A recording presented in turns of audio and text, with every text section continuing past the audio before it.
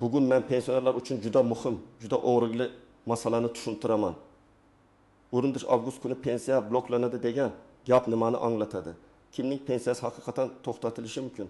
Kimlar esa umuman xavotir olmasligi kerak? Bu ma'lumot har bir pensionerga, ota-onasining pensiyasini olib berayotgan farzandlarga, vasiylarga, bank kartasidan foydalanayotgan keksalarga bevosita tegishli. Chunki bitta xato hujjat, bitta yangilanmagan ma'lumot yoki bitta noto'g'ri tushuncha sabab odam o'z vaqtida pulini ololmay qolishi mumkin. Men bu mavzuni vahima qilish uchun emas, aniq va tushunarli qilib tushuntirish uchun ko'taryapman. Lekin ogohlantirib qo'yaman. Agar siz yoki yaqinlaringiz pensiya olayotgan bo'lsa, bu videoni oxirigacha ko'rmasdan xulosa chiqarmang. Hozir kanalga obuna bo'ling, videoga like bosing. Chunki bunday ma'lumotlar ko'p oilalarga real yordam beradi. Avval ko'pchilik pensiyani oddiy tartibda olardi. Kimdir pochta orqali naqd olardi, kimdir bank kartasiga tushirardi. Kimdir ishonchnoma orqali farzandi yoki qarindoshi olib berardi. Ko'p holatda odamlar pensiya tayinlangan bo'lsa, endi urbat avtomatik kelaveradi deb o'ylaydi. Aslida pensiya davlat tomonidan to'lanadigan ijtimoiy to'lov bo'lgani uchun uni to'lashda doimiy tekshiruvlar bo'ladi. Ya'ni fuqaro tirikmi, mamlakatda yashayaptimi, hujjatlari to'g'rimi, ikki joydan bir xil to'lov olmayaptimi, bank rekvizitlari ishlayaptimi, mehnat faoliyati yoki boshqa holatlar pensiya turiga ta'sir qilmayaptimi? Bularning hammasi tekshiriladi. Hozir esa ko'p jarayonlar elektron tizimga o'tgani uchun tekshiruvlar tezlashgan. Oldin xatolik bir necha oy bilinmay yurishi mumkin edi. Masalan, pasport ma'lumotida o'zgarish bo'lgan, lekin pensiya jamg'armasiga vaqtida xabar berilmagan. Oldin buni mahalla, pochta yoki bank orqali keyinroq aniqlashardi. Endi esa elektron bazalar solishtiriladi. FADEO ma'lumotlari, migratsiya ma'lumotlari, bank tizimi, soliq va bandlik ma'lumotlari, nogironlik bo'yicha tibbiy ijtimoiy eksperti ma'lumotlari. Agar tizimda nomuvofiqlik chiqsa, pensiya to'lovi vaqtincha to'xtatilishi yoki aniqlashtirishga qo'yilishi mumkin. Shuning uchun 1 avgustda hammaning pensiyasi bloklanadi degan gapni to'g'ri tushunish kerak.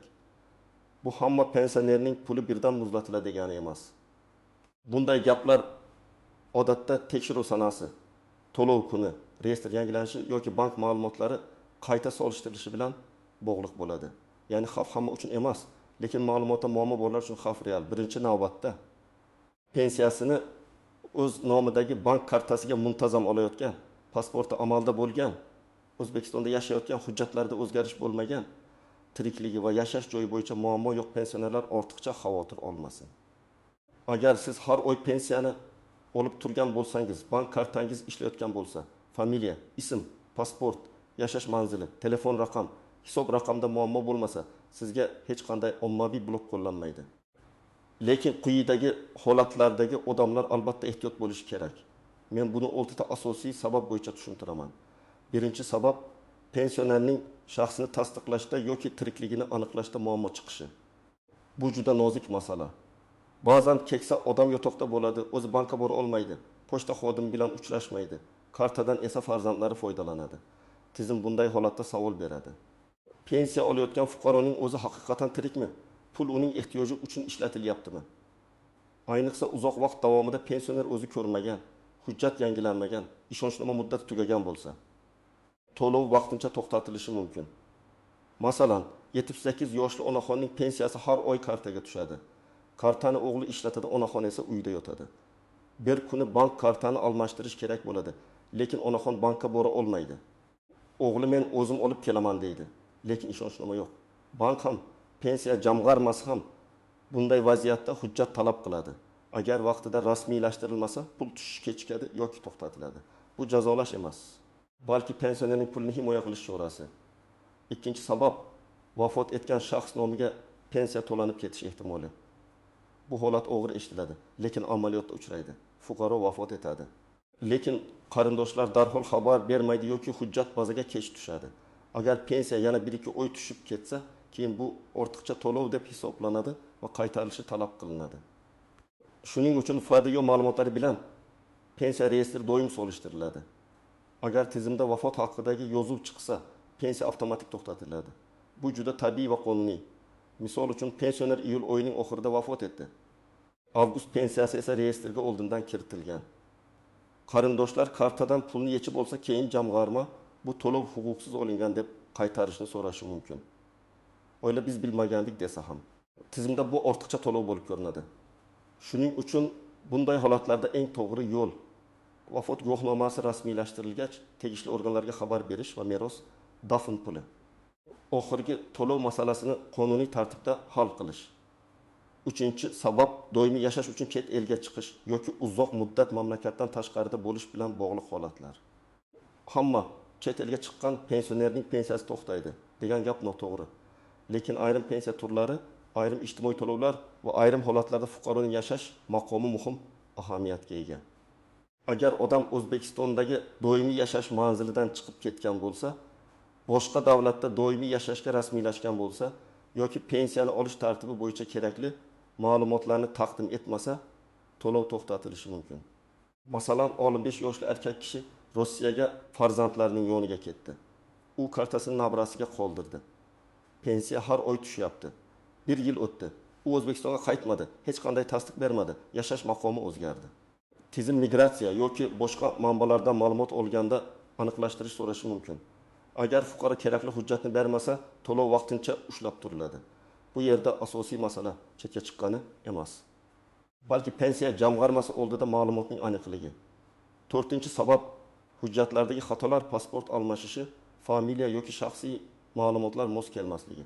Ko'p odam bu sababni oddiy deb o'ylaydi. Lekin amalda eng ko'p muammo shundan chiqadi. Eski pasport, yangi ID karta, familiyaning yozilishidagi bitta harf farqi, tug'ilgan sananing noto'g'ri kiritilishi, JSH raqamining mos kelmasligi, bularning barchasi elektron tizimda nomuvofiqlik sifatida chiqadi. Masalan, ayol kishi turmushga chiqqanda familiyasi o'zgargan, keyin pensiyaga chiqqan, lekin bank kartasi eski familiyada. Pensiya jamg'armasi bazasida yangi familiyada, soliq bazasida esa yana boshqacha yozilgan. Oddiy ko'z bilan qaraganda bu o'sha odam, lekin elektron tizim 3 ta turli yozuv deb qabul qilishi mumkin. Natijada pul o'tmay qoladi.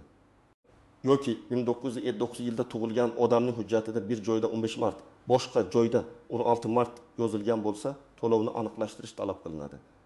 5-sabab ortiqcha to'lov. Noto'g'ri tayinlangan pensiya yoki 2 marta to'lov olish holati. Pensiya miqdori mehnat staji, ish haqi, imtiyoz, nogironlik guruhi, boquvchisini yo'qotganlik holati kabi ko'plab ma'lumotlarga bog'liq.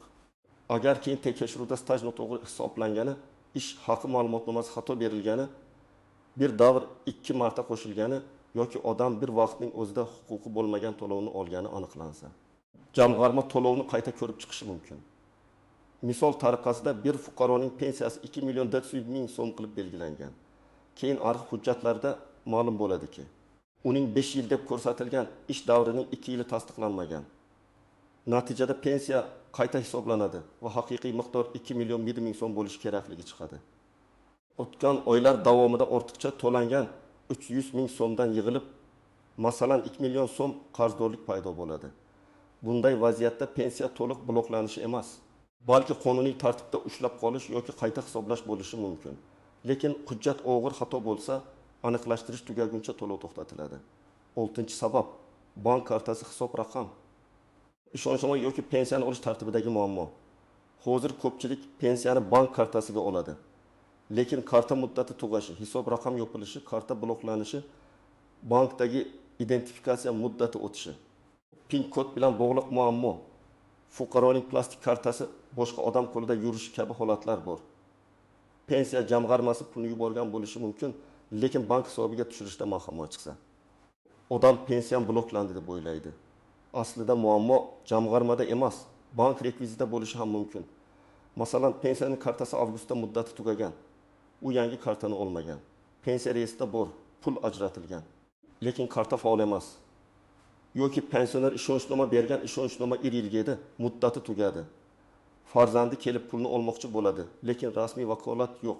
Bunday vaziyatda ham to'lov bloklangandek ko'rinadi.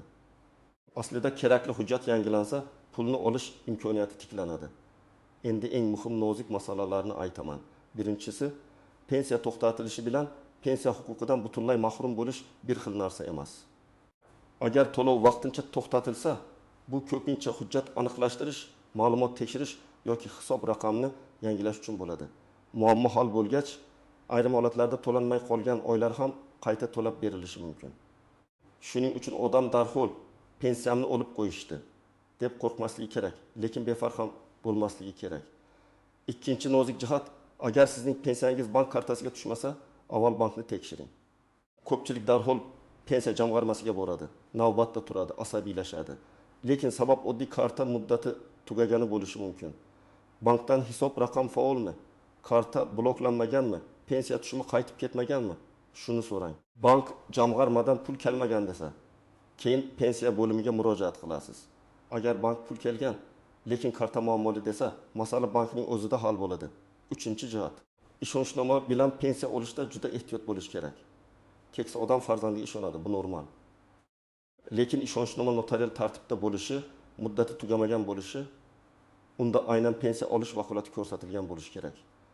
Otam aytgan onam rozi, men o'g'liman degan gaplar bank va davlat organi uchun yetarli emas.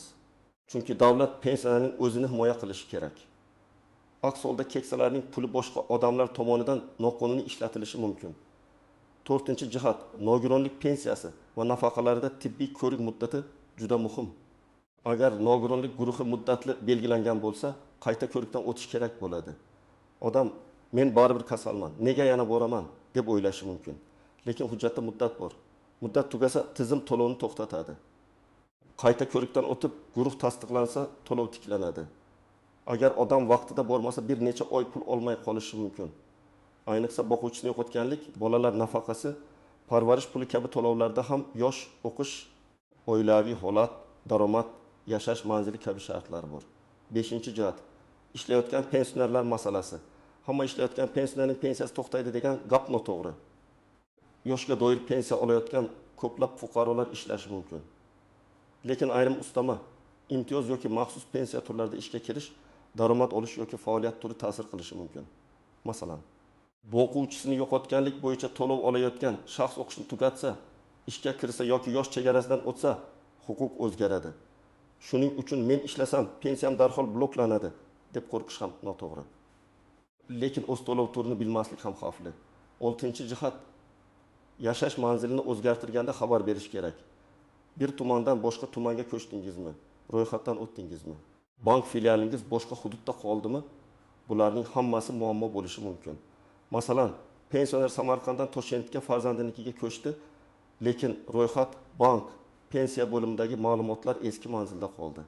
Pochta orqali oladigan bo'lsa, pochta uni topolmaydi. Bank orqali olsa, telefon raqami eski, SMS bo'lmaydi. Keyin pensiyam yo'qoldi deb yuradi. Aslida ma'lumotlarni yangilash kerak edi. 7-nozik jihat. Ortiqcha to'lovni yashirish foyda bermaydi. Ba'zan odam bilib turib ham davlat sezmasa kerak deb o'ylaydi. Masalan, vafot etgan qarindoshning kartasidan pul yechadi. Nogironlik muddati tugaganini yashiradi.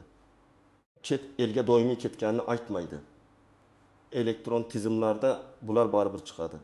Keyin nafaqat pulni qaytarish, balki qo'shimcha tekshiruvlar, tushuntirishlar, ayrim hollarda huquqiy javobgarlik masalasi ham paydo bo'lishi mumkin. Eng to'g'ri yo'l qonuniy va ochiq harakat qilish. Endi men sizga aniq qadamlarni aytaman. Birinchi qadam, pensiya qayerga tushayotganini tekshiring.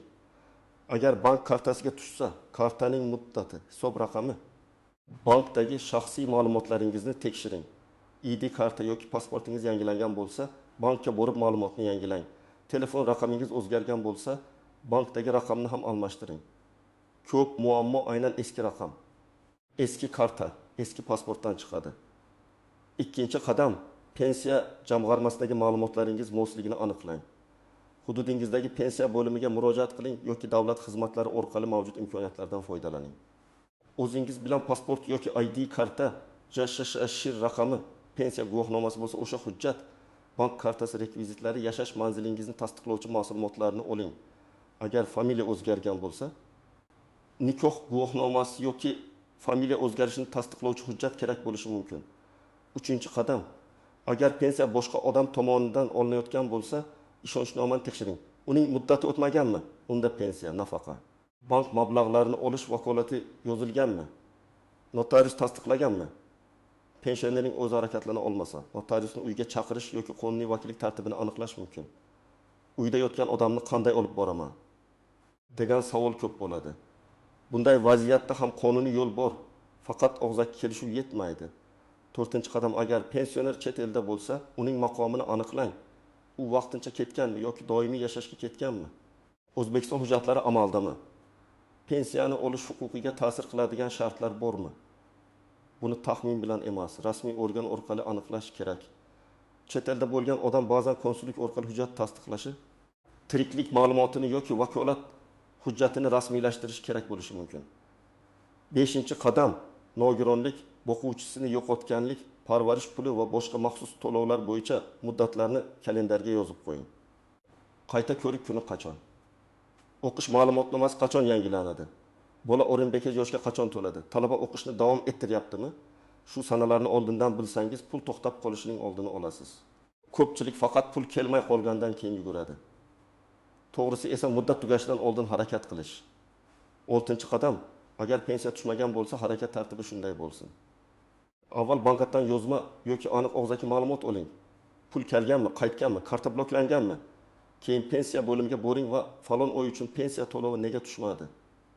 Sababini yozma tushuntirib berishingizni so'rayman deb murojaat qiling. Murojaatda ism, familiya, shehir, manzil, telefon raqam, pensiya turi, muammo boshlangan oy, bank nomi va karta hisob raqamini ko'rsating. Hujjat topshirganda nusxa yoki ro'yxatdan o'tgan raqamni olib qoling. Shunda murojaatingiz yo'qolib ketmaydi. 7-qadam, agar ortiqcha to'lov deyishsa, darhol tan olib yoki darhol janjal qilib yubormang. Avval hisob kitobni so'rang. Qaysi oylar uchun qancha summa, nima sababdan ortiqcha to'lov deb topilgan? Qaysi hujjat asosida? Agar xato bo'lsa, e'tiroz bildiring. Tasdiqlovchi hujjatlarni qo'shing. Masalan, staj bo'yicha arxiv ma'lumotnomasi, ish joyidan ma'lumot, sud qarori, FDYO hujjati kerak bo'lishi mumkin. Agar haqiqatan ortiqcha to'lov bo'lsa, uni qaytarish tartibi, bo'lib ushlab qolish imkoniyati haqida so'rang. 8-qadam, barcha hujjatlarni bitta papkada saqlang. Pasport nusxasi, pensiya tayinlanganligi haqidagi hujjat, mehnat daftarchasi nusxalari, arxiv ma'lumotnomalari, nogironlik xulosasi, bank rekvizitlari, ishonchnoma, nikoh yoki familiya o'zgarishi hujjatlari. Yashash manzili bo'yicha ma'lumotlar, bularning hammasi kerak bo'lib qolishi mumkin. Oddiy qog'ozni yo'qotish bir necha oy vaqt yo'qotishga olib keladi. Demak, 1-avgustda hammaning pensiyasi bloklanadi degan gapni vahima sifatida qabul qilmang. Lekin pensiya to'lovlari bo'yicha tekshiruvlar, ma'lumotlarni solishtirish va muammoli holatlarda vaqtincha to'xtatish amaliyoti bor. Asosiy xavf o'rta yo'nalishda shaxs va tiriklik tasdig'i, vafot holati, chet elga chiqish va yashash maqomi, hujjatlardagi nomuvofiqlik, ortiqcha yoki noto'g'ri to'lov, bank kartasi va ishonchnoma muammolari. Men sizga tavsiya qilaman. Bugunoq ota-onangizning kartasi muddati, pasport ma'lumotlari, ishonchnomasi, nogironlik yoki boshqa to'lov muddatlarini tekshirib qo'ying. Agar pensiya tushmasa, avval bankdan, keyin pensiya bo'limidan aniq sababni so'rang va murojaatni hujjat bilan qiling. Sizda shunday holat bo'lganmi? Pensiya kechikkanmi? Karta bloklanganmi? Hujjat sabab to'lov to'xtaganmi? Izohlarda yozib qoldiring. Boshqalarga ham foydasi tegadi. Videoga like bosing, kanalga obuna bo'ling va yaqinlaringizga yuboring. Chunki bitta vaqtida aytilgan maslahat pensionerning bir oylik daromadini saqlab qolishi mumkin.